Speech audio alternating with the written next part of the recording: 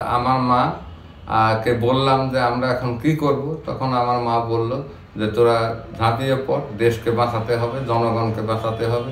দেশ বাঁচলে আমরা বাঁচবো, দেশ না বাঁচলে আমরা বাঁচবো না। তখন আমরা চার ভাই ইন্ডিয়ার অভিমুখে রওনা হই। তখন বিকাল 4টে। তো যে যার যার মতো আমরা যাই, এক এক ভাই এক এক রুটে আমরা যাই।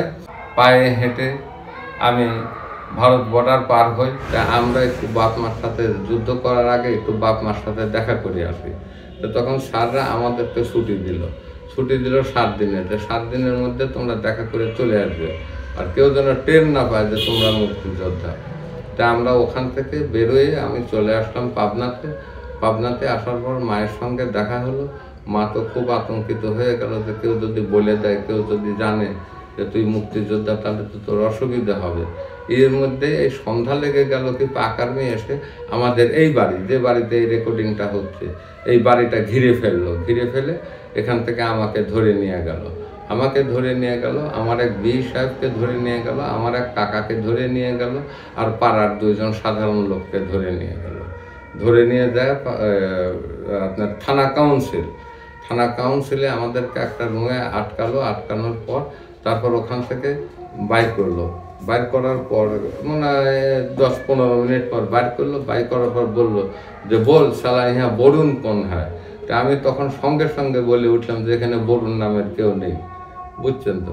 বলার পর আমার সাথে যারা ছিল তাদেরকে আমি আগেই বলে দিয়েছিলাম যে যদি জিজ্ঞেস করে বরুণ নামে কেউ আছে, তা আপনারা অস্বীকার করেন, আপনারা বলেন যেখানে মমিন আছে, বরুণ নাই। তা আমি তখন ওই কথাই বললাম যে এখানে মমিন আছে, বরুণ নামে কোনো লোক নাই। তো তখন ওরা করলো কি, আমাদেরকে আবার আটকায় রেখে রাত 9টার সময় আমাকে বাই করে নিয়ে গেল, আর কাউকে বাই করলো না।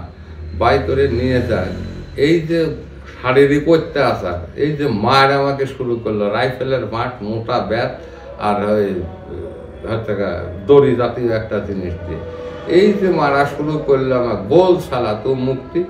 এই তো আমি তো বলতেছি না না না, আমি না তো নাই, আমি আর বলিনি। আমার পর এইভাবে 3 দিন অত্যাচার হলো, একটা অকথ্য নির্যাতন। আমার শরীরের রক্ত এবং গন্ধ বাড়ায় গেছিল, মাংস টাংস পচে গেছিল। এইরকম অত্যাচার করলো, আমাদের সবাইকে বাই করার পর বললো যে বেটা यहाँ से जल्दी भाग जा, ও লোক আনে সে পেহলে। তা আমি তখন চিন্তা করলাম যে কি ব্যাপার, আমাদেরকে মানে করে ভাগায় দেখে নাকি গুলি টুলি করবে, এরকম একটা চিন্তা ভাবনা আমার মনের ভিতরে আসলো। তো বললো যে দেখো আমরা বেলুচি, আমরা এখানে মানুষ মারতে আসিনি। আমরা চাই না যে কোনো মানুষ মরুক। যাই হোক, ওখান থেকে আমাদেরকে ছাড়িয়ে দিল। তখন আমরা বুঝলাম, আমার মনের ভিতরে আসলো যে মনে হয় 16ই ডিসেম্বরে আমাদের কিছু করতে হবে, এর ভিতরেই হয়তো দেশ স্বাধীন হয়ে যাবে।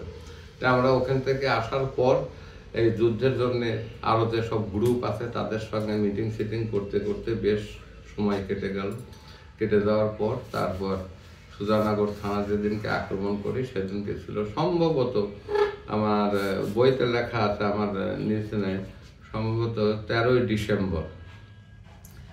ডিসেম্বর দিবাগত রাত্রে ভোরবেলা আমরা সুজানগর থানা আক্রমণ করার পর ওখানে যুদ্ধ শুরু হয়। একভাবে যুদ্ধ চলতে থাকে, সারাদিন যুদ্ধ চলতে থাকে। এর মধ্যে হতাহত বেশ হয়ে গেল কয়েকটা। হতাহত হয়ে যাওয়ার পর আমরা যুদ্ধ চালাতেই থাকলাম। 14 তারিখে আমরা ফুল যুদ্ধ চালালাম। 15 তারিখে আমরা জানতে পারলাম 1টার দিকে আমাদের কাছে সংবাদ আসলো যে পাকার মেরে আমাদের পিছন দিক থেকে আক্রমণ করার জন্য আসতেছে। তখন মকবুল হোসেন সন্টু 20টা ছেলেকে গুনিয়ে তুলে নিল, উইথড্র করালো, আর অন্যান্য গ্রুপ দিয়ে সুজানগর থানাতেই যুদ্ধ চলতে লাগলো। আমরা এই 20টা ছেলে পাবনা সদরের মধ্যে তারাবাড়িয়া নামে একটা জায়গা আছে, চরতারাপুর ইউনিয়ন, তারাবাড়িয়া জায়গার নাম, ওখানে আমাদেরকে নিয়ে দেয় অ্যাম্বুশ করায় দিল। আমরা অ্যাম্বুশ করে যার মতো চুপচাপ আছে, হাতিয়ার টাতিয়ার রেডি করে নিয়ে এর মধ্যে পাক আর্মিরা একটা ট্রাক আর 2টি জিপ গাড়ি নিয়ে ঢুকার পর আমাদের রেঞ্জের মধ্যে যখন পড়ে গেল তখন আমরা গুলি করতে থাকলাম, সুমানে গুলি, মানে বেকায়দা গুলি। আমরা ওখানে গুলি করতে একেবারে ওদেরকে আমরা পিছু হাঁটাইয়া দিলাম, ওরা চলে গেল ওখান থেকে চলে যাওয়ার পর তারপর আমরা স্পটে যাই দেখলাম যে 12 জন, আমি গুনছি, 12 জন ওরে ওখানে পড়ে আছে একেবারে মৃত অবস্থায়, হাতিয়ার টাতিয়ার কিছু ছিটানো আছে, সেইগুলো গুছায় টুছায় নিলাম। আর ওই গ্রামের লোকদেরকে বলে দিলাম যে তোমরা এদেরকে কোথাও দাফন করে দাও। দিয়ে তারপর আমরা ওখান থেকে আসে আবার সুজানগর থানায় যুদ্ধ করলাম, সারা রাত সুজানগর থানায় যুদ্ধ করে 16ই ডিসেম্বর বেলা 12টা কি 12:30টার দিক আমরা সুজানগর থানার ক্লিয়ার করে ফেলাইলাম এবং দখল করে নিলাম।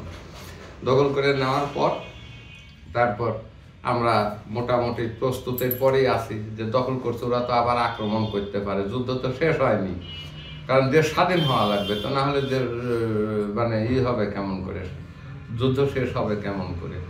তো তখন মকবুল হোসেন সুন্দর করে সবাই প্রস্তুত থাকে, ওরা কিন্তু আবার আক্রমণ করতে পারে, তো আমরা প্রস্তুতি আছি। এর মধ্যে বিকাল 5টার দিকে খবর আসলো যে দেশ স্বাধীন হয়ে গেছে, পাক আর্মিরা সারেন্ডার করছে। এই খবর যখন আমরা আবার রেডিও নিয়ে আসা হলো, রেডিওতে যখন একের পর এক বুলেটিন দিচ্ছে শুনে আমাদের আনন্দ আর দেখে কিনা, শুধু আনন্দ আর আনন্দই।